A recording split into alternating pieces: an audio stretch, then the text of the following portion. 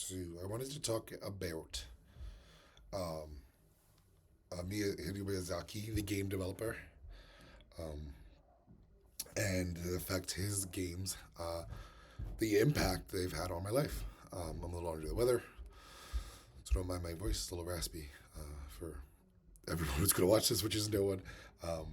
But yeah, so I can remember going to GameStop. Let's start here.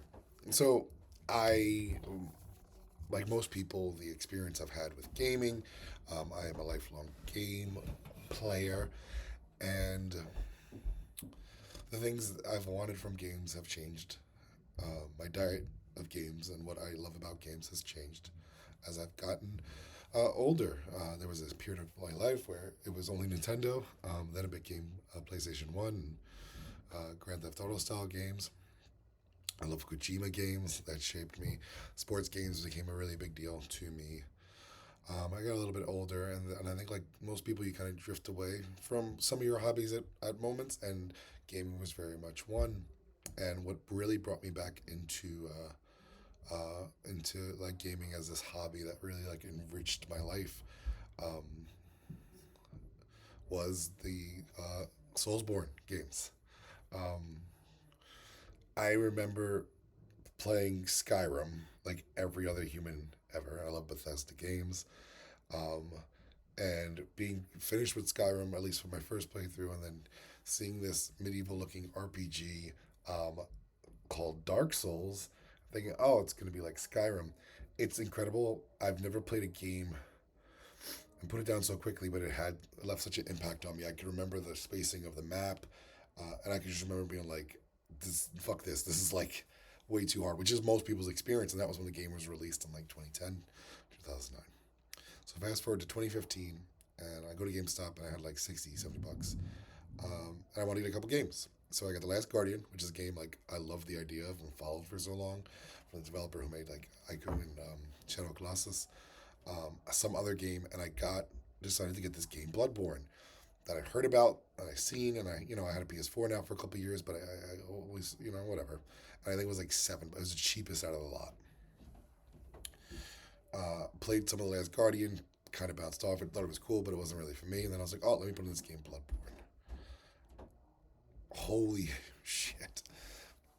This opening scene in Bloodborne is there's this maniacal figure speaking in these very Victorian, menacing Lovecraftian tones. You awaken in this clinic that is so rich with atmosphere, and then there's this giant wolf. You don't have a weapon. You have only a fist. Oh, before that, you make this like weird little Victorian guy, yeah. And this spindly, you can smell the wolf like this. This isn't your typical werewolf thing. It's just like humanoid, long and gangly, and so vicious looking werewolf, and it kills you. It's terrifying. You awaken in this dream, and I was like, "Oh, what is this?" Um, I can remember a few moments that pop out, uh, specifically getting to certain points, like the Father Gascoigne fight, and being like, "I'm never going to beat this," and literally taking 40, 50 tries. Um, and then I remember getting into the Shaded Woods, I think it's called, and fighting the Shadows of Yarnum, and realizing the power of these games. It almost was like beyond mechanics. It was this intimidation factor. The character design is so grotesque and huge and mythical that you can lose a fight before you even start a fight in the Souls Born games, and Bloodborne. That's what was happening with me. Uh, Specifically Father Gascoigne, and then the big stopping point, which wasn't for a lot of people, was the Shaded Witch, which made sense to me in the Shadows of Yarnum because I hated snakes. I'll never. There's not many video games I had nightmares about, but these coiled, multi-headed snakes slithering in the noises of the woods, it like infected my head. It made me feel like I was still in it when I wasn't in it, and this is like into my 20s. No game has been able to do that since I was like a kid. And I first saw Nessie in Mario 64, and I was like, whoa, like overwhelmed in awe. Beating Shadows of Yarnum is one of my great gaming moments. It is like a crowning achievement to me because from that point on, I realized, oh, I can beat this game, uh, and that's just like on a mechanical level. But what really sold it for me was just this atmosphere. It was a terrifying place. It was a brutal place, but it was a place you wanted to be. And what Miyazaki clearly was is capable of doing, and has been doing, was creating these rich worlds completely. You know, um, is it hard or soft world building? I think it's hard world building. I think where it's just you're thrown into this. There's no books, minimal dialogue, all of this. Um, then the game unfolds into this Lovecraftian nightmare. I've never experienced Lovecraft's literature.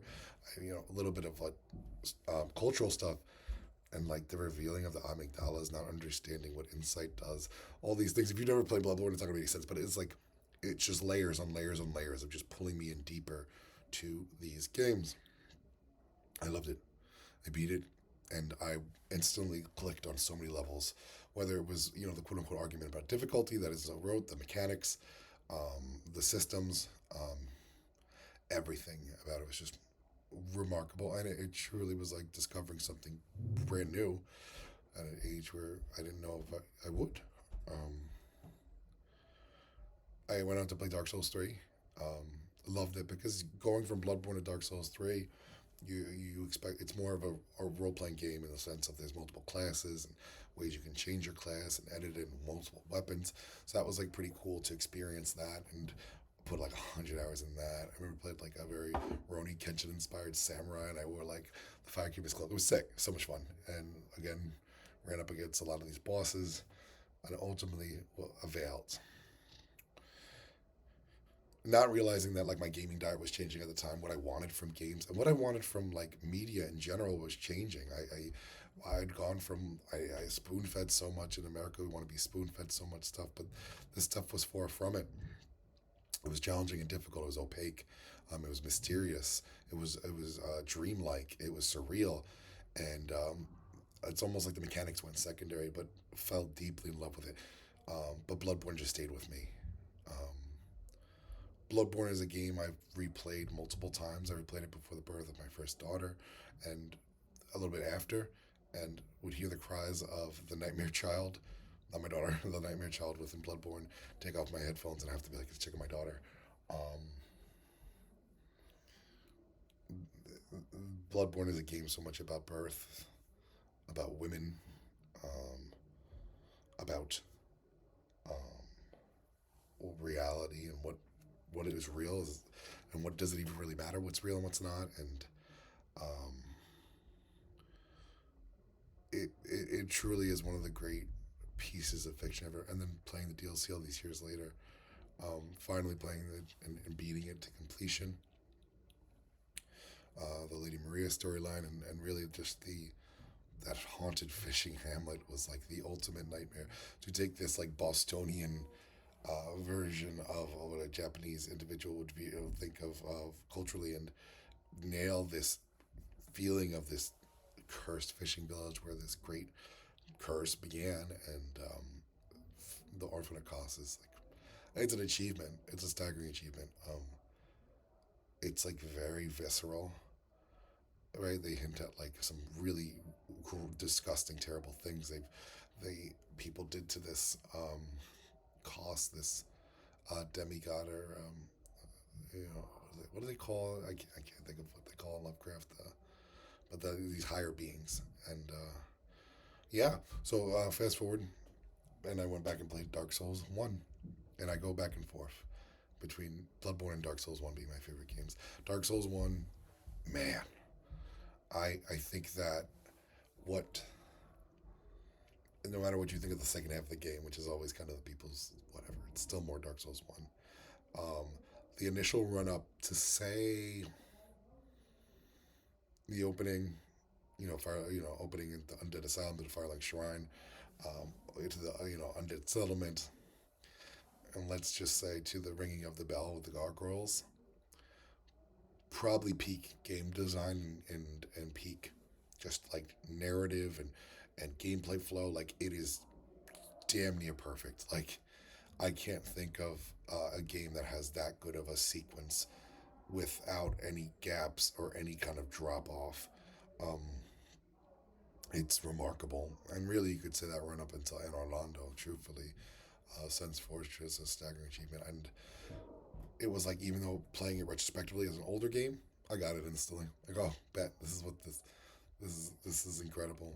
Like this is incredible. Like this is what games should be. This is the layout for what influenced games for the next decade.